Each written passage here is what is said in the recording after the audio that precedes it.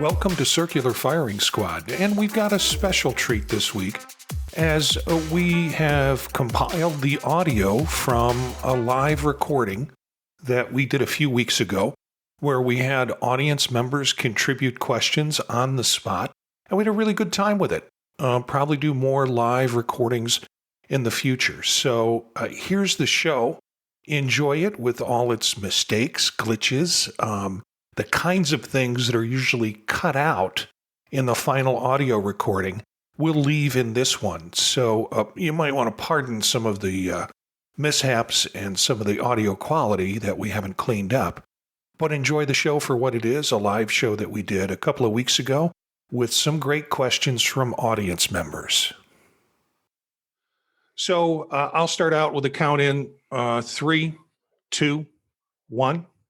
Welcome to the Circular Firing Squad. I'm Marty Gensius, a counseling faculty at Kent State University and a host for Circular Firing Squad. We've got 6 members, 6 questions, and 6 answers for each question. But this is different. We have an audience. We're doing this show as a live stream on YouTube. So questions will be generated by the audience tonight since we're recording live. Audience members can submit questions through the chat in YouTube. I'll select the questions from the chat, and I have 4 lucky members getting Circular Firing Squad mugs. I'll mail them to you. And they came in last week, mailed them out to the whole team. Gina's still waiting for hers because she's in Iowa, and everybody in Iowa is waiting. So we've got a group of folks here tonight. Let's go ahead and check in with the squad. Great start. Hi, I'm Steph Martyr. I'm a doctoral candidate at Kent State University and a practicing licensed counselor and co-host of Grad School Deconstructed. Hey everyone, I'm Jen Cook, assistant professor, Marquette University, Milwaukee. Hi, everybody. I'm Elliot Ingersoll, professor of counseling at Cleveland State University and co-host of Apply Topically.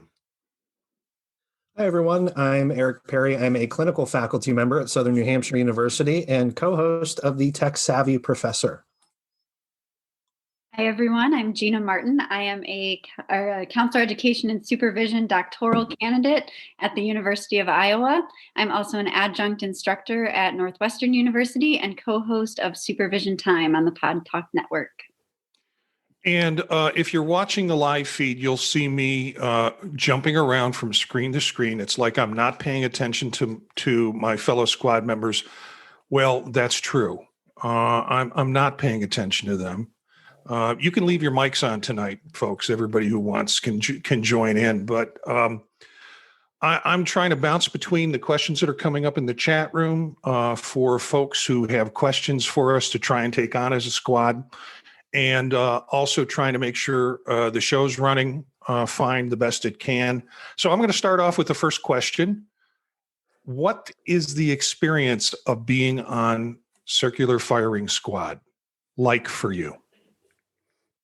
So I will go ahead and start. My favorite activities are where I'm engaged in something that I'm passionate about, that I really like, but I'm also surrounded by people who are participating because they're of their passion, but they're also genuine people and they're supportive, and it kind of allows you to grow. Some of that fear about being vulnerable is reduced. And, I think we all kind of start a lot of projects, but the ones that are most impactful to me are the ones where I get to work with a variety of genuine people, and we can all we're creating something, whether it's for our individual selves or for others. Jen. I've had a great time with this, and I think part of it is because it is genuinely who we are, but also it's got a little campy fun to go with it. I only knew 2 folks coming into this, Eric and Marty. So Gina, Steph, and Elliot have been new friends through the podcast. And I've just enjoyed the hell out of getting to know them and hearing their perspectives. I mean, I hear Eric and Marty's perspectives pretty regularly, but in this context, I love hearing them as well, and how it mixes together. It feels dynamic to me to hear different thoughts with different people at different points in their process. So it's been a ton of fun for me. And I was telling a friend earlier that sometimes on Sunday afternoon I'm like, I don't want to do this tonight. And then as soon as I get on, I'm like, why did I even question my reality around that? Because I know the minute I get on, I'm going to be stoked to be with this group of people. Elliot? Well, absolutely. I mean, for me, the community, getting to know all of you has really been wonderful. But I've had just a kind of a crazed need for creative outlets and for community.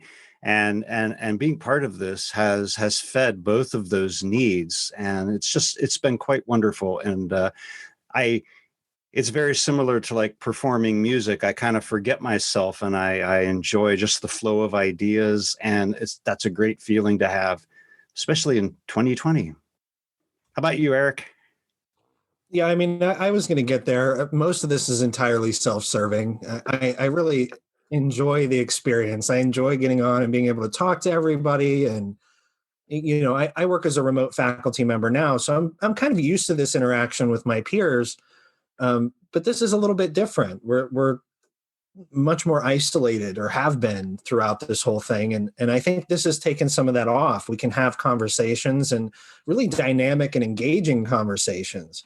We're all at a different place career-wise and institution-wise. And I think it leads to some really interesting discussions.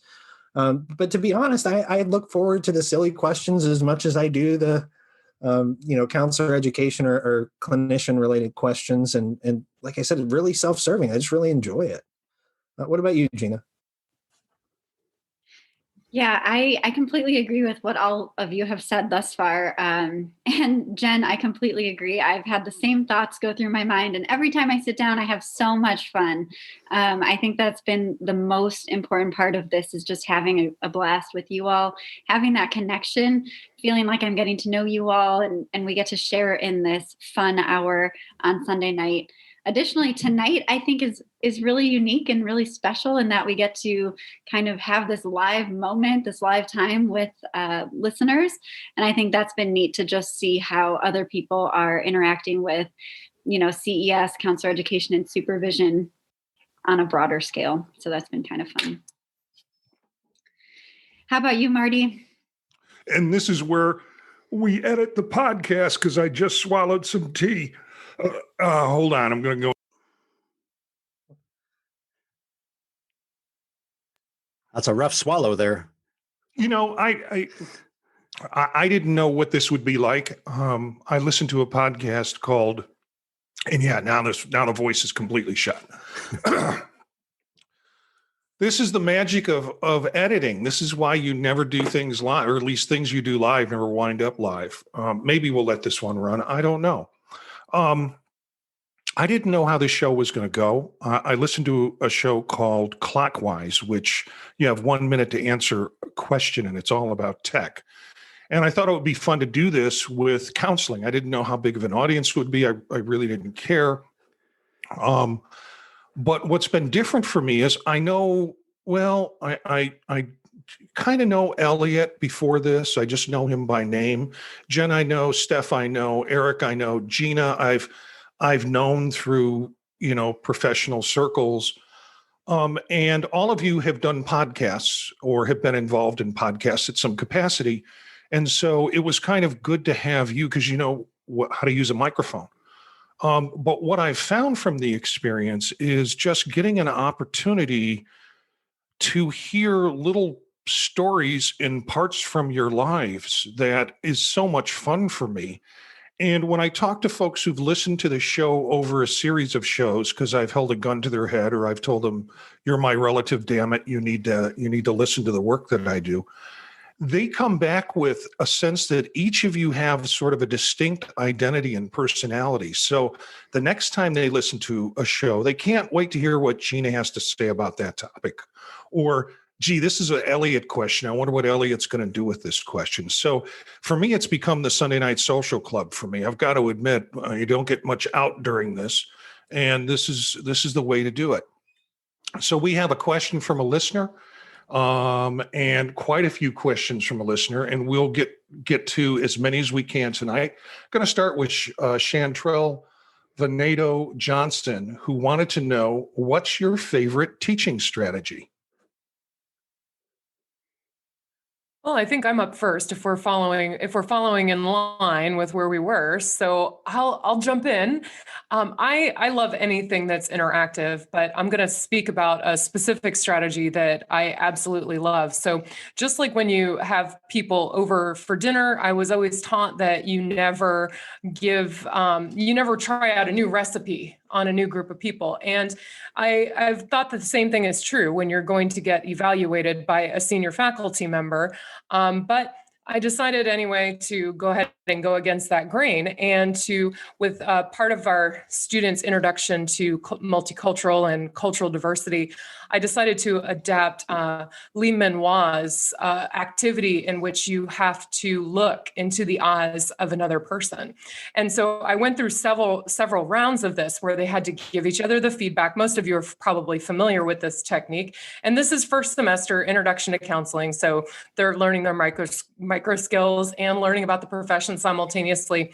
And the senior faculty member who was observing my class was from the education department. And after the class, he came up to me on the break and he said, I wanted to go running, screaming from that room the minute these people started staring at each other in silence.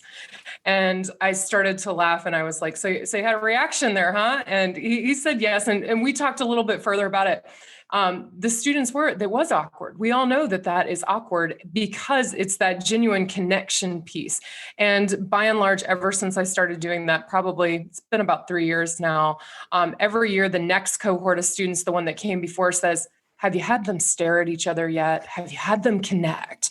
And so that says to me that it's both memorable, connective, and something they felt was a rite of passage, which I love any activity that's like that. And incidentally, the person who wrote my evaluation, he wrote about it, and he wrote about it exactly as he said it to me, which was, I wanted to go running, screaming from the room, but he didn't. And he said, I heard the power in what happened with the students. So experiential all the way. You didn't need that big of a story, but anybody who's met me or listened to the podcast knows I can't tell a story from one point to the next.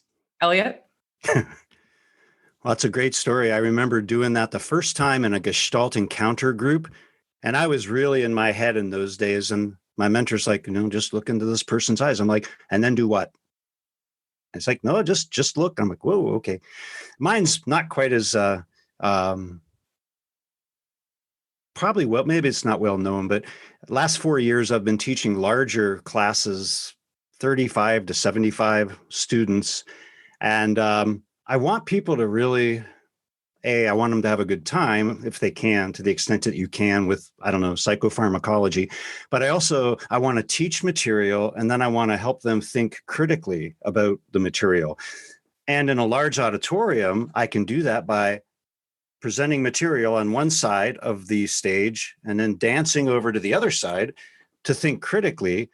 But I've not figured out a way to do that on Zoom, and that has been challenging. So I'm still working on that. How about you, Eric?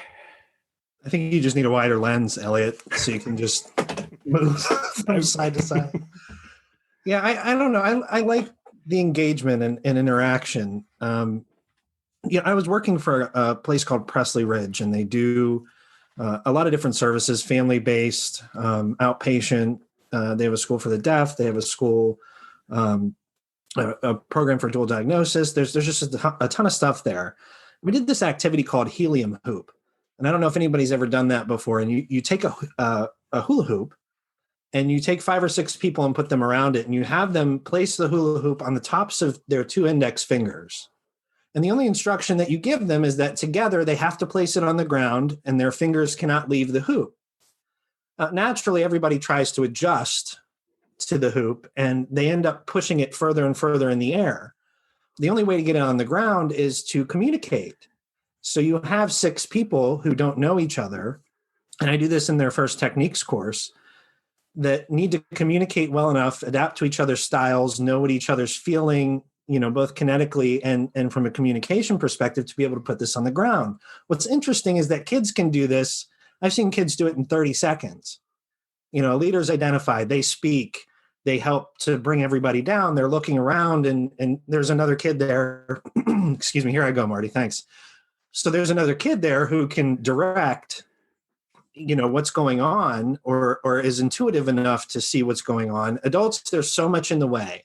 There's so much anxiety. They're looking directly at each other around the circle. You really have to walk them through it, but you can point out those things that are happening. Well, somebody else is going faster than someone else. And they start to learn what their communication styles are, how to interpret expressions, how to interpret these movements. And it becomes a really, really fun activity. And it's really simple. I like anything that we can do that gets us moving and gets us talking at the same time. And I think that really helps engage and get the class just, going in a certain direction. What about you, Gina? Hey, I'm sorry, Eric. I just want to make sure I heard that right. Did you say helium hoop? Yeah, helium hoop, because it rises naturally from there. I thought you were going to make them suck helium and then talk to each other to get the hoop up or down. You know what? We might need to integrate that. I feel like we could do that. That might make the communication part more interesting. Gina? Love it. So mine, I've taught in Zoom and like online platforms for a while. And one of my favorite classes to teach is Methods 2, which is like a micro skills or a more advanced micro skills. And one of the greatest activities we do in that one is where actually is an assignment, and students have to record one of their sessions, and then they send that to me and I have to give feedback on that. And students are super, super anxious about recording a session and having someone else view it. And that has been a battle in class. It's been something that we talk about. We have a lot of discussions around how to introduce this with a client, how to, go through and actually record a client, how to send it to me, how to make sure it's HIPAA compliant and all that. And the reason that this is my favorite activity in teaching is because of what happens afterwards. So after they submit this, I have to grade it and give them feedback and whatnot. And the way that I like to do it is to have individual meetings so that we can talk about, like all of you mentioned, the here and now, right? What's actually going on in this moment within this session? What's actually happening in here with you? What's your reaction to this? How are you processing this? And that kind of thing. And I think that those feedback sessions, as a result of that assignment, have been some of the most transformative and most powerful and most meaningful for students. So that's mine. We'll go to the next question now, Marty. Yeah. Next question up comes from Ed Newkrig, and it is a question for a professional listserv that we have called SESNet. And the question is about, what do you really think about conservative faculty on SESNet? Who wants to take that one? I mean, I can start. I can start. You can think about formulating answers. To be honest with you, I don't think much about it. When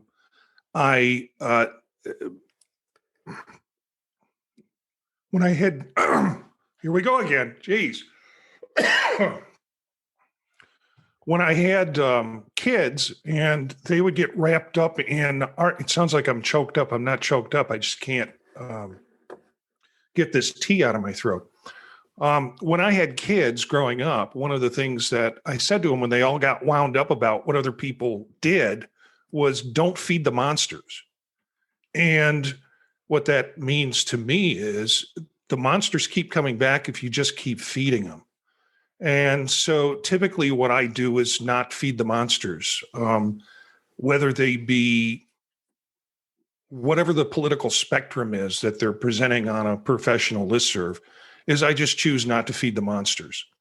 So what do I think about either the far conservatives or sometimes the far liberals that appear on a professional listserv where we're supposed to be talking about counseling, and again, they would argue this all has to do with counseling. My reaction is don't feed the monsters. And it's amazing for me to watch. I never intervene typically, but it's amazing for me to watch how people fall into that trap and think that a discussion or argument is going to change a point of view when it's really feeding the monsters. That's my answer. Anybody else? I'll admit that when I first got on SesNet, I would try to engage some of the people, and again, multiple perspectives from across the spectrum. But there was a part of me that was just kind of clinically fascinated, because when I write stuff on an email, I assume people don't want to hear that much from me. So I work really hard to make it concise and small. And I'm reading these paragraphs. This is me with my ADHD brain. I'm reading these paragraphs long, ideas. And I'm thinking, this person doesn't know how, in music, we'd call it, they don't know how to read the room. And then I'm thinking, it took me a while to get to what Marty was saying, but I'm like, I don't think anything I say is going to make any difference here. And then I started to kind of pull back from it. But it was kind of weird. Yeah, I don't know. I think I followed this progression that I hear about from some of my students and from other professionals in the field. At first, I was on SesNet. I got every email, and I read every email. And as it came through, I would be attentive to each one. I didn't engage in it because I, by the same token, felt like I'm not going to get in here and change views with my response.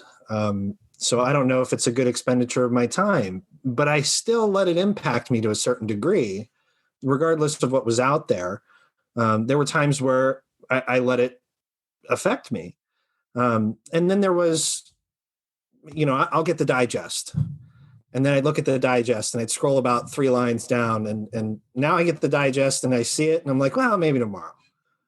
So it's I've kind of, I don't know, moved away from it. I don't know if it's the forum I think I would want to engage in any conversations that way. And I know the purpose of the listserv, but it reminds me of something.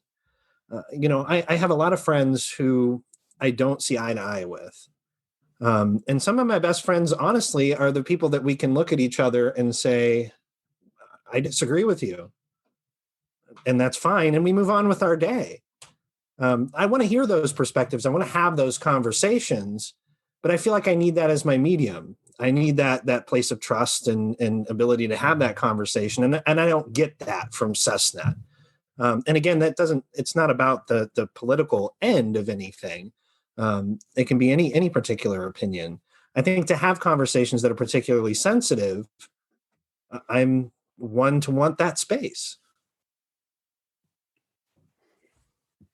So for me, I find it all fascinating. I like sitting back and being an observer and watching the conversations unfold, because I am interested in people's opinions, whatever they are or wherever they fall on the spectrum. And I also don't really have any desire to engage necessarily or make my opinions known or try to convince anybody, but it's interesting to me. It's kind of like you get to peek into people's minds sometimes and see what's out there, and you get to see what's going on and things you might not necessarily be aware of, or get to hear those perspectives because you're around other people. So it does provide an opportunity to kind of hear something different than what you're used to.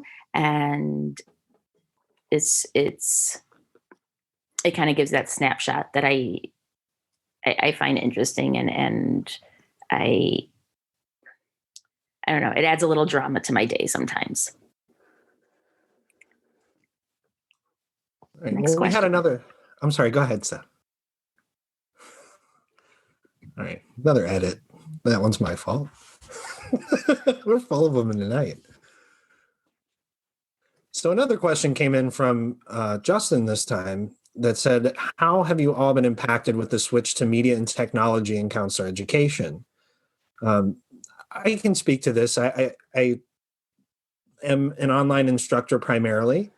I go to New Hampshire a couple of times a year to teach our residency courses, our techniques courses, and then for graduation in May. And it's still been really different. We've had to adapt those things to meet an online format, which is challenging. But I felt in a lot of ways we were so much more prepared. This is something we do already.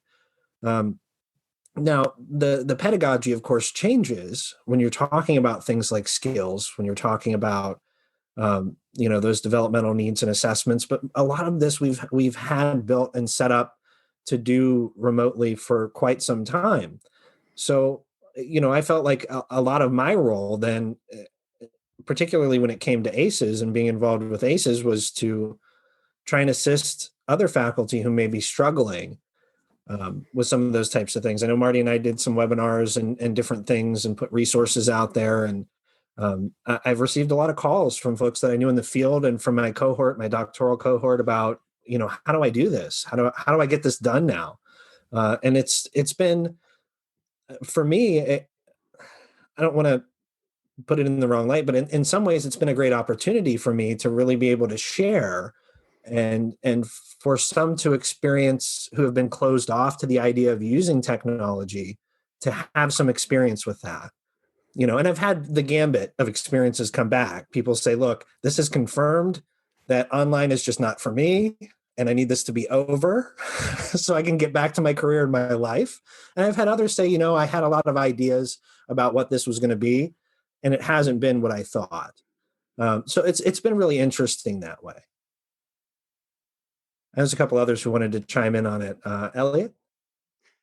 Well, I'm of two minds, which is better than 4 or 5 because it's easier to explicate. But I was at university picking up something from my office, and I walked past one of the lecture halls that I use.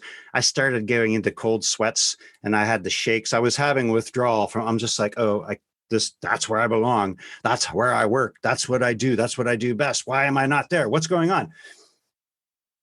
Then I'm like reminding myself, yeah, we're having a pandemic and we're not doing this. And so as much of a baby boomer troglodyte as I am also, I've learned a lot, and I am very grateful to, I've learned a lot from all of you. And one of my colleagues, Dr. Stephanie Durkar, she kind of took me under her wing to walk me through what Blackboard can really do. And I am so grateful to her because now I'm like, okay, well, this is actually pretty cool. And, my students, they all jived with it. They knew how to do it. I wouldn't even grade on Blackboard. I still had an Excel spreadsheet. So I've been kind of, booted into the future, kicking and screaming, which is typically my style. But so there's been ups and downs with it. Jen, how about you?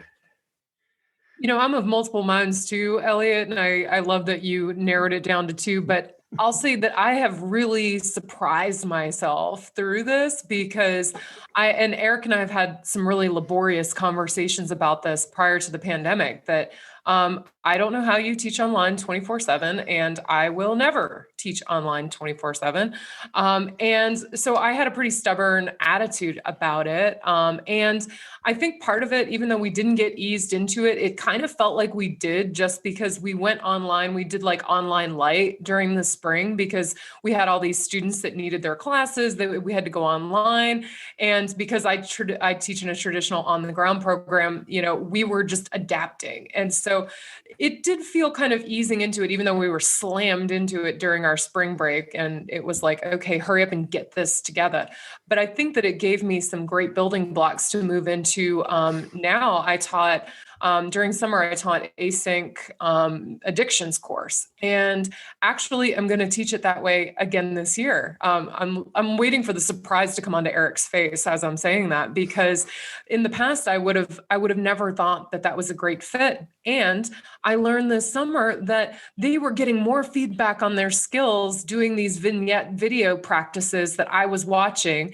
And it was amazing. I think that they got great feedback. Who knows? I mean, they might be he's still like, I can't believe we had to do all those videos and whatnot. And, that's cool, whatever. But, I felt pedagogically sound with the choices that I made, and I'm exhausted from it, y'all. I don't know if anybody else out there is exhausted from when they were teaching fully online or async, especially with all of the prep that goes into that. But I'm in the classroom this semester, and I'll tell you, send me on to sync online, I think at this point, just because I'm not terribly comfortable with traveling to campus, being on campus, et cetera, right now. So sync online for my course currently would be a much welcome praise.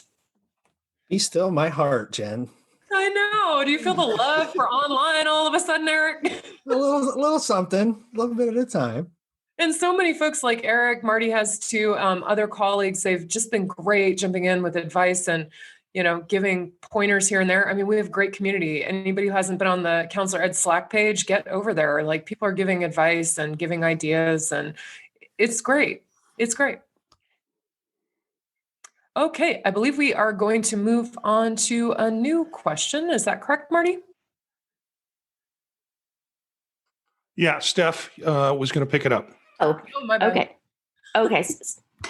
So this one comes from Nicole Perry, and she was asking what song would be the soundtrack to your life.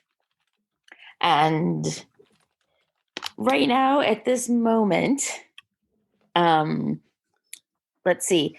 Okay. I think it would be a song by this band called Confidence Man, which I think they're an Australian duo, and it's called Catch My Breath. And basically the only lyrics are, please let me catch my breath. Let me catch my breath. Let me catch my okay.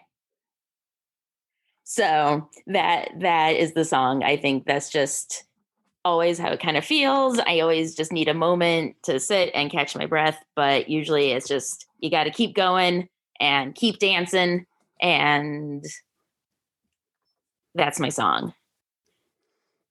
All right, Elliot.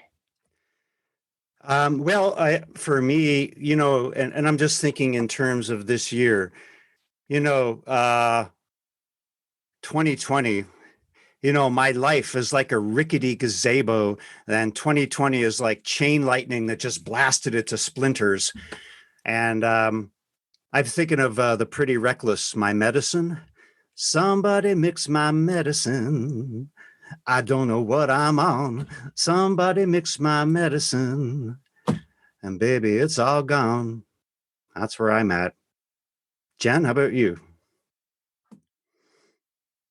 I'm laughing over here because we had a question about this, I think, a few shows ago, and yeah. I still have Chumbawamba rolling through my head about, I get knocked down and I get back up again. I mean, it's still rolling through there, but also there was this irritating song. Sorry if people like this song, I apologize. I found it irritating about when they're singing, if I just breathe. Anyway, I'm doing it really badly just because that's the annoying voice I hear in my head. But I do have that sense of like, that's the message right now. I need to breathe more, pay more attention to what's going on with my body. Like, because there's so much stress all the damn time. I don't know. Maybe that's just me, but I have that irritating song heading through my head constantly. And apologies to those who love it. Eric? I just want to say, I thought you hit that high note brilliantly. That was nice. Girl, what you doing to me? Now, I could really hit it if I was going to sing, but that was not singing. That was screeching. Listen, as long as show tunes don't start, I'm good. I stayed away from that, Eric, just for you. Oh, I appreciate you. Listen, for me, I don't know if anybody's ever been Rickrolled, and if you know what Rickrolled is, but Never Gonna Give You Up is it for me right now. I feel like every 3 days we're getting Rickrolled.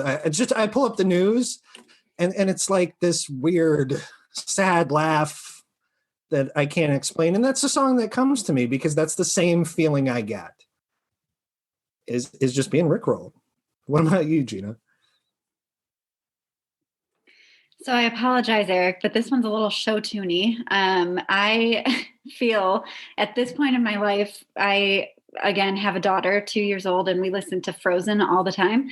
So Into the Unknown If anybody's ever heard that, that's how I feel about this year. And I think it's because I'm, entering into the dissertation stage, and we're in the data recruitment phase of the dissertation. And I feel like there's just a whole lot of unknowns, not only in academic life, but in everything. So I feel like that's my soundtrack these days. How about you, Marty? I was greatly impacted by John Prine growing up, and John Prine died this year. Impact of COVID.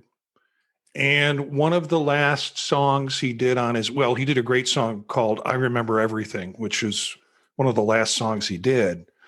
But the song that I kind of identify with is When I Get to Heaven.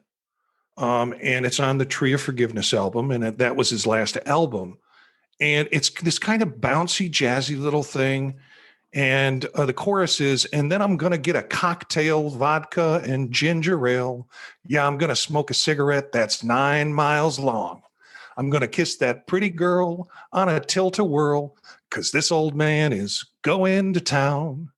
And, if you ever listen to his music and you know that he struggled with throat cancer, probably from smoking a lot of cigarettes, the lyrics have particularly great meaning. And I can imagine him in the afterlife just enjoying the hell out of that song. We've got another question. I think, did we get everybody on that last one? Because I'm busy bouncing around. We have another question. Where was it? From Anastasia Musco. How do you create healthy spaces in your home now that being home represents both home and work? And I'll take any first takers on that one, and I'll see if I come back with an answer. Elliot. Yeah, this was a biggie. So I'm up here on the third floor, which I love to keep at about 90 degrees. 90 degrees is a really good temperature for me. And now my son, he's around the corner sharing the third floor with me. And he's like, we got to talk about the temperature. And my partner, she's working from home, and we created an office for her in what used to be a spare bedroom. And my daughter is like, she was trying to work in the living room, and then she was in the dining room. And we have a wonderful friend up the street. And she's like, I think Caitlin just wants to get away from all of you so she can have a space in my house. And so we're putting together a desk, and we're going to let her go up the street to our friend Sherry's house. And then we really worked very hard we threw out so much stuff this year so we could have some workout space in the basement. So we were basically, at one point we thought a house with a finished third floor and a basement seems awful big. And now it's like, no, it's about just the right size. Jen, you want to tackle this one? Why is it that I type pass in the chat and you just go right to I'm sorry. Don't call it on me. Well, I mean, I don't have anything brilliant. I mean, I try to keep the separation between my workspace and my personal space so that I can have like some chill space. Like I never do work on my sofa, for example. I will go to my chair or my recliner chair, depending on how my back is doing.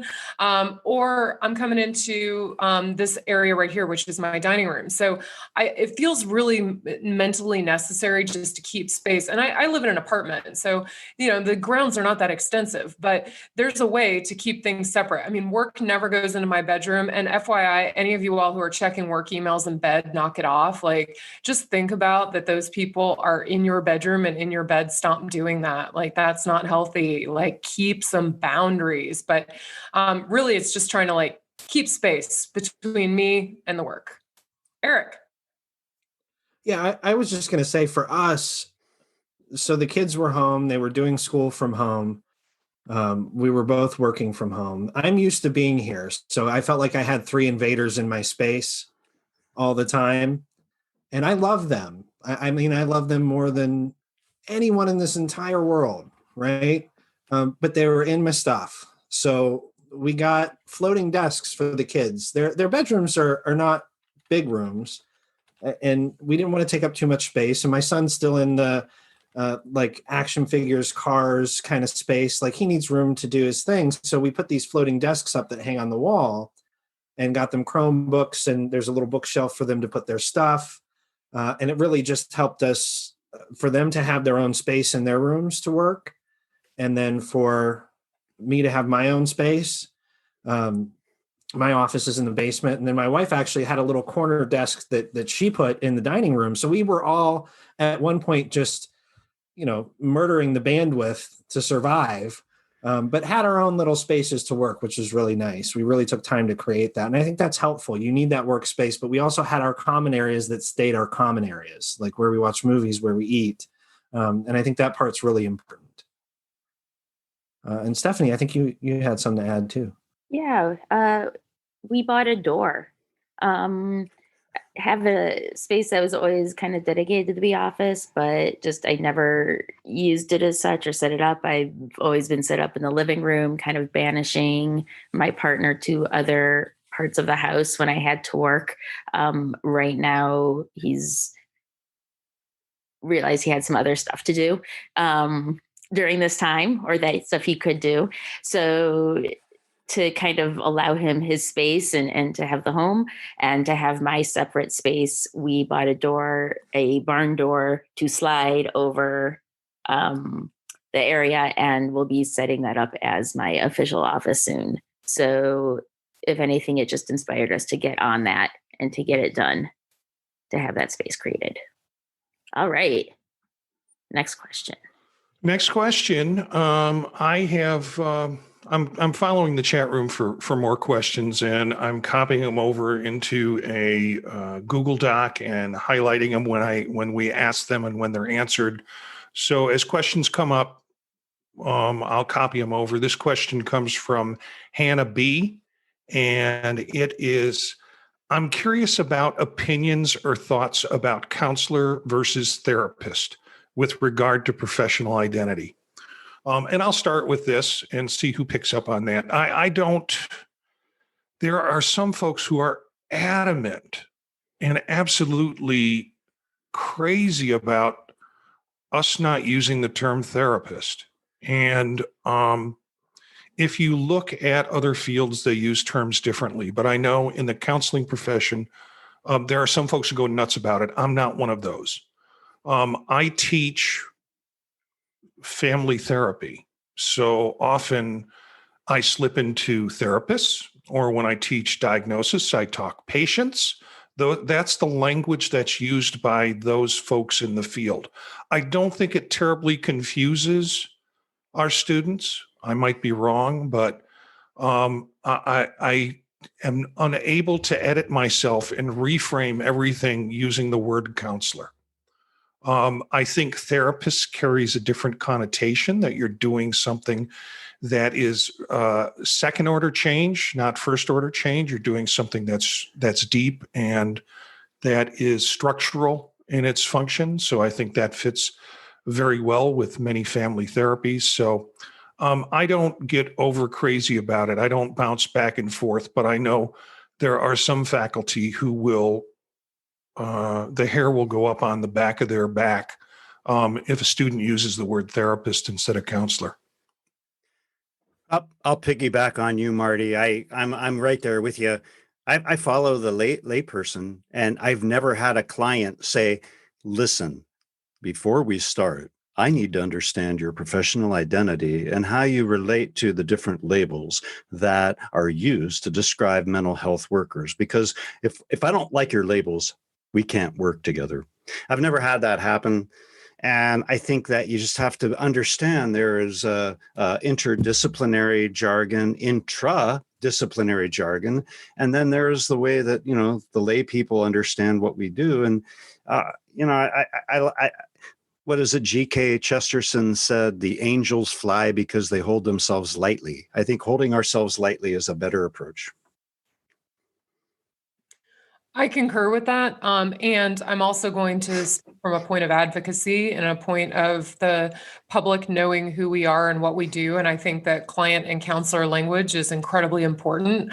Like Marty described about teaching family therapy, I have a background, my training is in couple and family therapy. So yeah, I will slide into that language, especially if I'm teaching that specific course. But when I'm teaching intro to counseling, especially, and foundations of clinical mental health counseling, I'm very explicit, and I'm explicit about the reasons that we use those terms.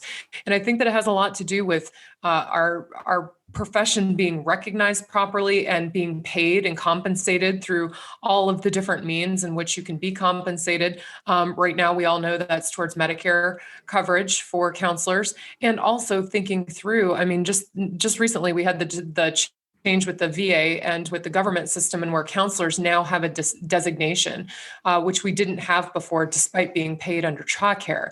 So these are important professional identity pieces that are going to continue to establish us so that we are paid what we are worth, that we are actually paid, and that the public can know what it is that we're offering and how we differ from other services. So I'm not going to go ape crazy on somebody for using the term patient or therapist. And by the way, I work in a mixed program. We have a counseling psychology doctoral program and a KCREP accredited master's program. So I live in both worlds, and there's a lot of overlap and a lot of distinction.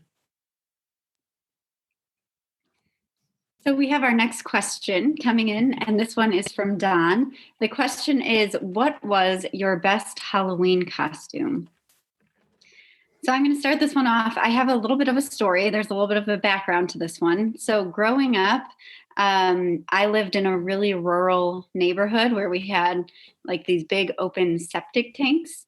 And so trick-or-treating around Halloween time was always kind of a hassle. And for the first approximately 8 years of my life, I dressed up as a pumpkin. So I was a little Gina pumpkin every single year, even when it was far too small on me. And one year, my mom finally convinced me to change to a bumblebee. And this was exciting. This was a big change. And this was my favorite costume yet. However, going door to door with the long distances in between houses, we didn't really always make it very far, or we had to like get in the car and drive. And this one, we were running between the houses, and one of the septic tanks was open, and little bumblebee Gina didn't quite make it across. So that is my best Halloween costume. And I think from now on, I will remain a pumpkin as opposed to a bumblebee. Oh. I guess I can't make any blind melon jokes. Anybody remember the cover? Yes. Yeah. Anyway, just Good. showed my. It would be For crappy. no rain. It would be crappy for you to do so. Boo. Let's not talk shite here. Come on. That was dad joke central. There was no way I couldn't get one in. I was waiting for you, Eric, just to grab. Had to. I want to let people know I was not paying attention. I was busy working when all this crap went on. So we have another question. Oh no, we're still on Halloween costumes. That's going to be edited out. Oh yeah. Who I got my hasn't done- jack-o'-lantern back here. I've got a Halloween answer. Yeah. My favorite Well, one. I'll tell you my favorite one. I am not a big fan of Halloween. I don't like dressing up in costumes. I don't enjoy it. I don't see the fun in the holiday. But I had to go to a Halloween party and had to put something together, and had a kimono and had a sword, and decided that I would go as Samurai Punk. So I put the kimono on and had the sword and put a piercing through my nose. And that was my costume, Samurai Punk. That's a good one. My story is my partner is incredibly generous and forgiving with my fascinations. Halloween's my favorite holiday. And of course, I love to dress up when I get the chance. You wouldn't guess it from looking at my wardrobe, but I do. And so I think it was maybe even 1 or 2 years. We went downtown in Kent because they have a lot of activity downtown the Saturday before Halloween as Life and Death. And it seemed very clear to me. I was Death, of course. And I was like, oh, sweetheart, just put on a toga here and hold this, this flowers, these things that represent life. And everyone was like, oh, you're a goddess? Oh, wait, are you a Roman? Are you a Roman? And she's like, no, I'm life. He's death. This night is really going to last forever. She's a great sport.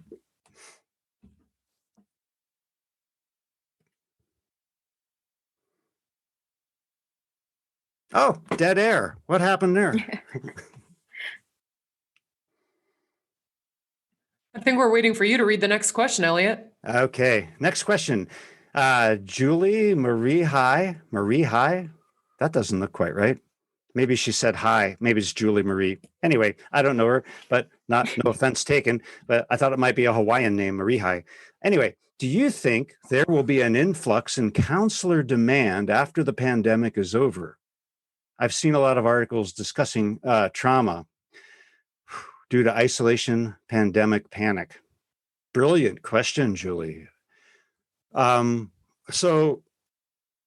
Apply Topically, my most recent guest was Dr. Mark Foreman, who has a new book called The Monster's Journey from Trauma to Connection. And he looks at people who have suffered trauma. They feel like monsters because they don't think anyone wants to connect with them. They don't think anyone wants to have anything to do with them. And then they're trying to navigate daily life. And it's this ordeal. It's a ritual ordeal for them. And I had not thought of it that way. And Mark is far more compassionate and empathic than I am. He said, a lot of these people who are like joining so-called militias and just screaming at everyone, he says, I think they're traumatized and they're identifying with the aggressor. And we need to really kind of start to view this through the lens of trauma. So, Julie, I would say, yeah, I hope that people will start metabolizing some of that trauma. Eric, you said you're in. What do you think? I am in. And as I think about this, I don't think there's any doubt that the need will be there. That there'll also be an uptick in interest for folks who want to help.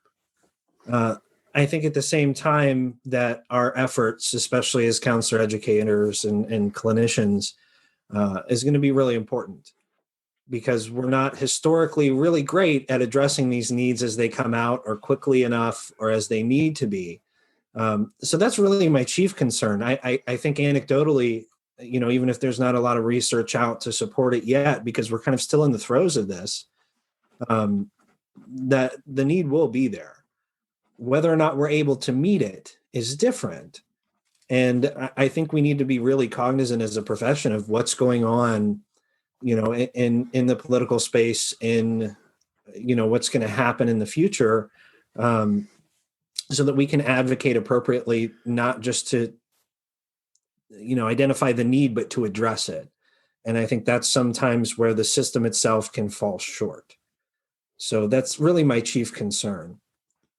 So I think, Jen, did you indicate you were next, or am I? No, I'm calling you out. So never mind. Thanks. Is that Steph? Steph, you want to jump in? Yeah. Oh, well, okay. I didn't want to take from Gina.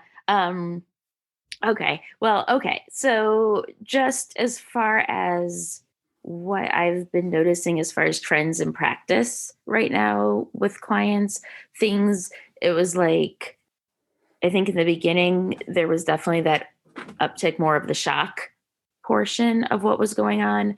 Then it kind of had a little bit of a slide, I think, as everyone was also adjusting and putting in that effort.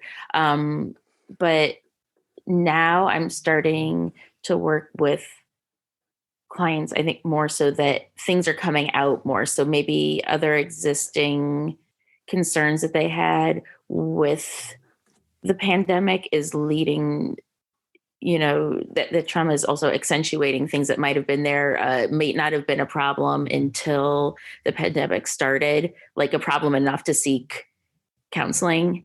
And so I anticipate it's going to continue. The longer this continues, the longer people who might not have been pushed to seek counseling beforehand, suddenly things are magnified to a degree, and some of their experiences too, without going into anything, but just related to COVID has affected them. And so, it'll probably continue as long as this goes and well along after, so that's what I can say. All right. Next question on that happy note. Next question comes from Gabrielle. And her question is, what is the impact of social media on self-worth and overall mental health, especially for Gen Z? I think this is a popular topic now. It's sort of the flavor of the month, or should I say flavor of the pandemic.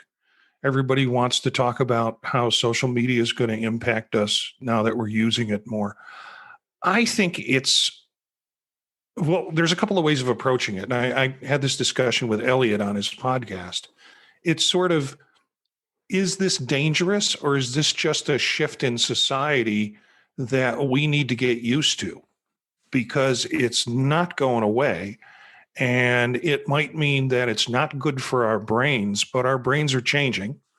And it's going to be the way in which we interact, take in information, and have social relationships in the future. So everybody is kind of getting judgy on it right now. And I'm just kind of seeing it as, this is a different way in which we communicate. We used to not have telephones. Now we have telephones, or then we had telephones, and that was going to be the downfall of us all. People would stop writing letters, and then we wouldn't have real relationships.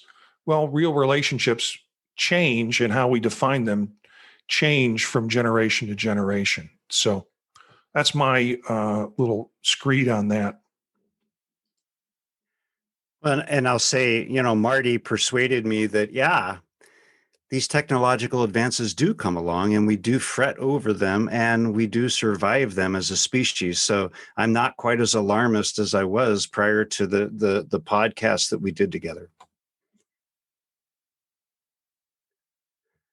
Well, and I think that we all need to look at how our use of social media, the internet, all of those different types of things, how they're enhancing our lives and how they're making them better. But also, when is it fatiguing us? I think about I had to get a new eyeglass prescription halfway through the year because of how severe the screen fatigue was on my eyes. And, I'm already changing prescription pretty significantly once a year. So I just think physically, that's obviously having an effect on me. I'm not a Z, I'm an X. And thinking about how my relationships have changed because of that, I still prefer the phone. I grew up with a landline in my hand, and I will probably still, I don't have a landline anymore. I haven't had one for, 15 years or something, but still I feel that pull to talk on the phone. I don't, this is great. I love seeing folks on Sunday night, but this is not something that I would prefer on a regular basis. So what's working for us? What's not working for us? What's healthy for us? What's not healthy for us? I think that we need to take an assessment about with that across the board, no matter what we're talking about in which age group, but that's just one person's opinion. Gina? Yeah, I completely agree. And I think that it's a tricky or a slippery slope to walk down, because I think that, like several of you have mentioned, that this is part of life now. This is something that we, will have, especially in Gen Z, as we see them up and coming. I think that this is just part of their upbringing. It's part of, like the 2-year-old knows how to work an iPhone and that kind of thing. And it's just ingrained in their life and their culture. And I think we have to figure out how to work within the confines we're given, or work within the tools that we have for this kind of thing. Because I think that there are some adverse effects, and I think there's some long lasting stuff that comes from social media. Eric? Yeah, I tend to take this from a different perspective sometimes. I'm a techie myself. I've done a lot with social media, not my presence in particular, but I've worked in roles that have focused on that. But I think about kids in development and having engagement in the schools. And the thing that's kind of different about this, I think that can bother me, is that there's so much different, the communication medium has changed so much and can include so much different information, has such a different impact. And there's this level of anonymity that goes along with it, that can really change the dynamics. So I worry about that, right? Not just the influence of the media, but the fact that so much of this that includes this anonymity part, and that there's so much exposure, there's so much readily controlled or readily accessed information, but not just information, but emotional content, right? Messages, the things are being communicated in a much different way. And like Marty said, our brains are changing, but that pace it's kind of breakneck, and it scares me in a lot of ways. And I know that's some of my parental anxiety coming out. But I see these issues and problems play out in school settings so often that it's hard to deny the impact that these mediums have. So I don't know. I'm not quite alarmist, I don't think, but cautious. And I'd like to see more work around it, particularly in our space. Well, that is actually a really nice segue into our next question from Mustafa, asking, how are we counselor educators with no online teaching training, teaching students to do online counseling? And I think that my most brief response with this is that we have had to learn it right along with them and adapt quickly. And in my position, I'm the practicum and internship coordinator at my university for my program. And so I've had to rely on site supervisors a lot, because they were the first ones, boots on the ground, learning and doing the training and relying on them to help train us. And they were training our students simultaneously. So I think there was a lot of lateral mentoring going on there between our clinicians on site with faculty at the universities. At least that was our approach at Marquette. Elliot? Well, for me, it wasn't all that different from the trajectory of my career. Everything that I have done, I really had very little training in. I just kind of was chucked into the deep end of the pool, and it's like, well, you'll figure it out. I remember Chris Favor at John Carroll had called me up and said, "Oh, do you want to teach educational research?" And I was broke. I needed the money. I was like, "Yeah, absolutely. I will positively teach educational research." And I'm like, okay, I got to bone up real quick here. And so I just kept a chapter ahead of the class. And then even when I got my, degree, I did my dissertation. I had one course on college teaching, but everyone's like, "Oh, you have a PhD, you can teach." And in the back of my mind, there's that voice saying, "Actually, no, but that's fine if you think that." And then when I was a department chair, I was like, there was no training. It was just like, well, just jump in, see how you can do. So in that sense, I was okay with improvising. Maybe that's my music background. But I imagine there has to be a better way. Gina. So, yeah, I'll jump in quickly on this one. I think I'm a little bit unique in this, that my training is primarily online. So as a doc student, I started to teach adjunct, and it was all online, and that training was really helpful.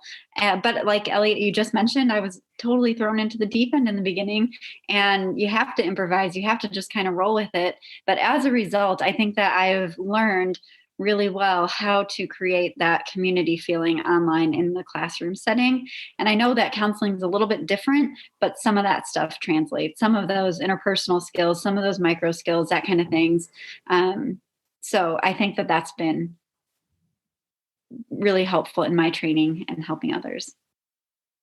And so I think we'll move on to the next question. I can introduce it. So it's from Karen. How do you consider that due to COVID, this is not business as usual and not overcompensate with extra assignments and projects, as we know this is not easy for any of us? Anyone want to jump in on that one? I can. I don't know. For me, I don't feel like I've had the need to overcompensate. I feel like I've been, sufficiently whelmed, right? Like not overwhelmed, but to the point that with everything going on and the added stress, I don't know that I would be really effective adding more on my plate than I would normally have. I think the challenges have changed, and they seem like they changed really, really quickly. So I don't know that I've had that wanting to add things. I think if anything, it's really made me focus on what self-care means and what that looks like and how do I make that look different now that I can't do a lot of the things that I would do. I had a monthly meeting with a couple of friends from my cohort, my doctoral cohort, that can't happen anymore. So what do we do now? It translates to we send each other memes and get on a group phone call every once in a while. And what are the types of things that I can do? I've taken up golf. I'm a terrible golfer. Anyone who knows me knows that sports are not a good idea. But I've done it because it's something I can do outside and distance. I've had to just adapt. So I think extra projects and assignments weren't something that I went in for, which characteristically, if I had time, I would have been. I just think COVID has kind of pushed it in a different direction for me. Jen. I'm actually trying to decrease the amount that I'm doing because I don't know about y'all, but my workload has increased just sort of by default because of, the stress load and the workload at the university. And again, I don't know about y'all, but it's taking me longer to do tasks like the mental work that we do as a part of our job. That let's say a task typically takes me an hour, it's taking me 2 to 3 hours because that fog is still there for me on some days, and some days it's pretty substantial. And I think that has a lot to do with the stress that all of us are under from several different directions, which could be partly our jobs, the environment of being in a pandemic, et cetera. And I'm really working hard to be reasonable with students with this too, of trying to, to dial it back some. I don't ever allow students to redo papers. That is not my jam. I got to move on to the next one. But I've noticed this semester, I've actually requested students if they were interested to do some assignments again, because I knew that their learning wasn't there and I wanted their learning to be there. And I think they have COVID brain, if I'm having trouble focusing and doing what I need to do, then how can I expect a 22-year-old who is just out of undergrad, starting their doctoral program, or starting their master's program, to be on point with every single thing when they're taking 4 classes? I've had to dial it back at some points with the students, and have a little, not lower expectations, but be a little less rigid with some of the rules that I would typically have in place. Marty? I don't think I've dialed it back. I think I've dialed it differently. I've taken some things that are generally done in a face-to-face class and put lectures online so students can watch them when they're ready to watch them. I've reduced the time in class per se, so we're not meeting for 2.5 hours every week. We're meeting less than that. And we're trying to do things that are more interactive, because why use the system just for me to do lectures for 2.5 hours instead of doing small group breakouts and activities around that. So I'm trying to keep the energy up the best I can in my classes. I notice that there's it's a bit of a more challenge with students, but I think they also appreciate the fact they're brought together in a community once a week. So I'm not trying to adjust too much or undercompensate, because I don't want unknowledgeable or unskilled students to graduate, but I'm also not overcompensating and saying, oh, you're at home now, you can do all that you want.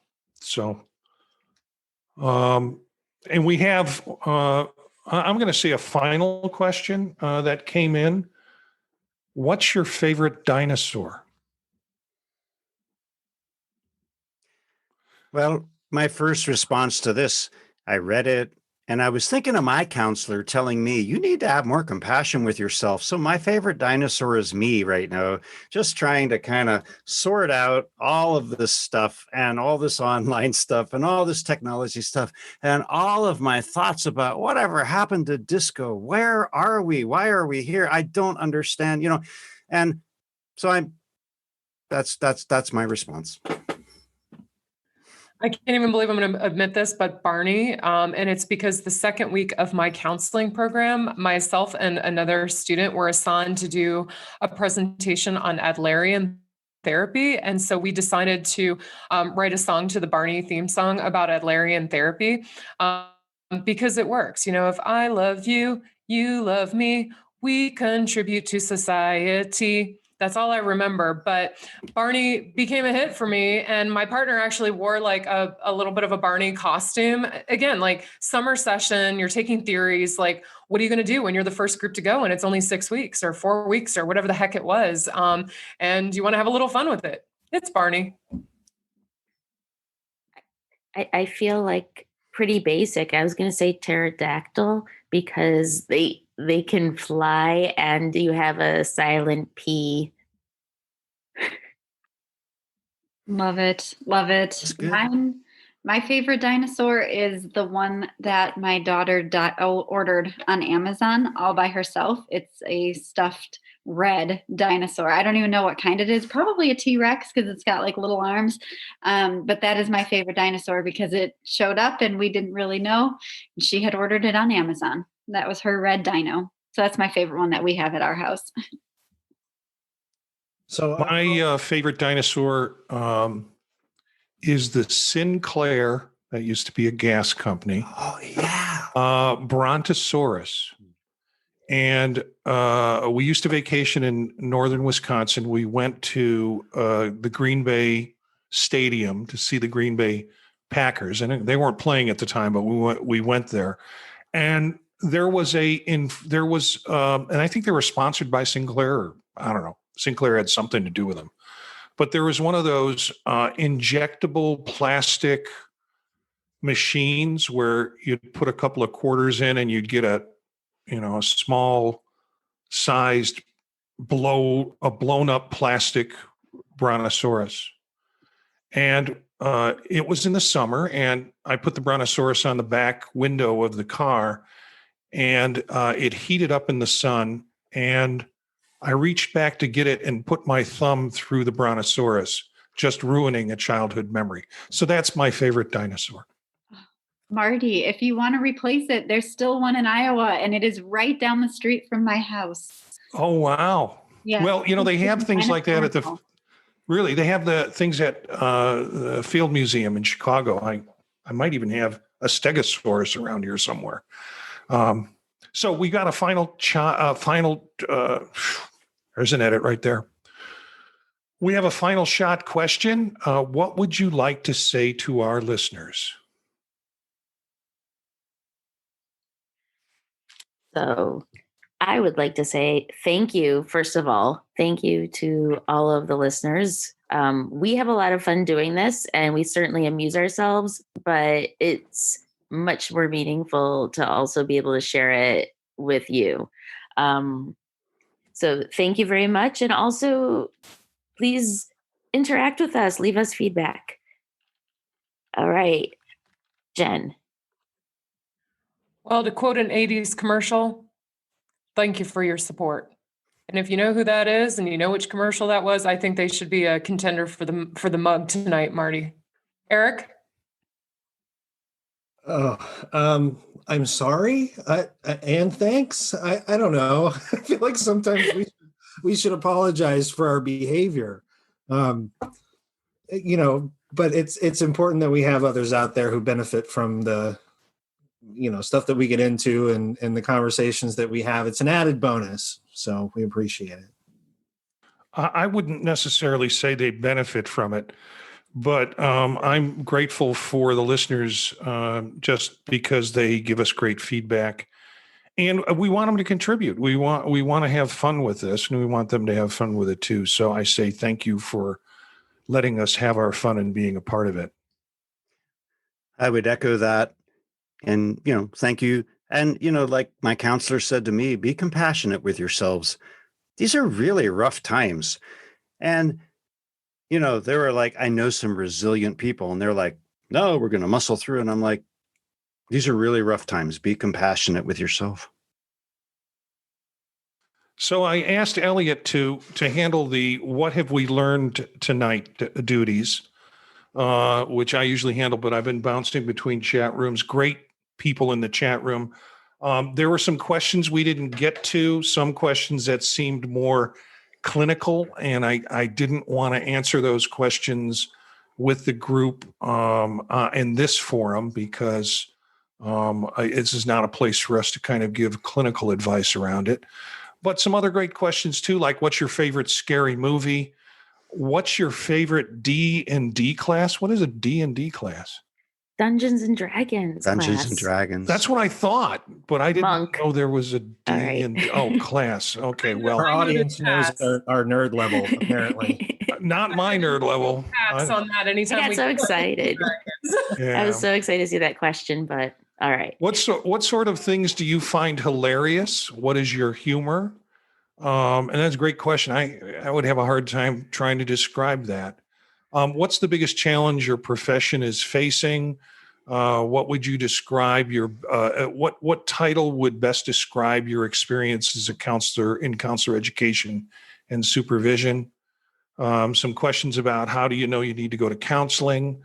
And how do you invest yourself in other people's troubled lives and not walk away from it negatively impacted? What would you say to future counselors who are looking at a positive job market in a very demanding field? What do you do about anxiety? And just a whole list of great questions from folks. So thank you for this. This was truly an experiment. I wanted to see, one, if we could do this technically. And when the stream first started working, I was like, oh, we're not going to fall on our face tonight, at least technically. We'll have other opportunities to do it. So that was cool. But it was also cool that a lot of people showed up and that people were watching, listening, contributing questions. And we'll do another live show. We've got a couple of already pre-recorded shows we need to edit. This will probably come out in another maybe 2-3 weeks. You'll be able to hear it. But this would effectively be our 10th show of recording. And so we'll maybe drop in a few live ones every once in a while. Elliot, what have we learned tonight? Well, I think we definitely learned Marty knows how to pull together a live podcast. And I know that was not easy. Awesome work, Marty. Thank you so much. And I also learned Marty does not want to feed the monster. Gina has found equanimity with her inner pumpkin.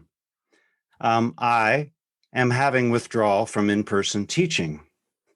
And then there's an interesting theme about breathing. Jen needs to breathe. Steph wants to catch her breath. And Eric is contemplating using helium in his next experiential exercise. Thanks to the squad. Oh, by the way, we got an answer to that. Thank you for your support question from Karen Peters, who said Bartles and James. That was in the chat room. So, yes. Well done, Karen. So thanks for the squad, Gina, Stephanie, Elliot, Eric, and Jen.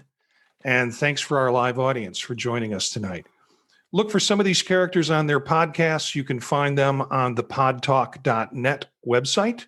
And you can find out more about each of these characters on circularfiringsquad.net. It would be great if I get the name of the damn podcast straight. circularfiringsquad.net. Our theme song is from Menage a Quad, Real Swing Chet. That's it for this episode of Circular Firing Squad.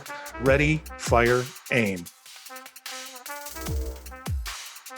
Yay! We did. Golly, that was great. Well, I don't know if it's great, but it sure was fun. Yeah, well, Fun. It really was.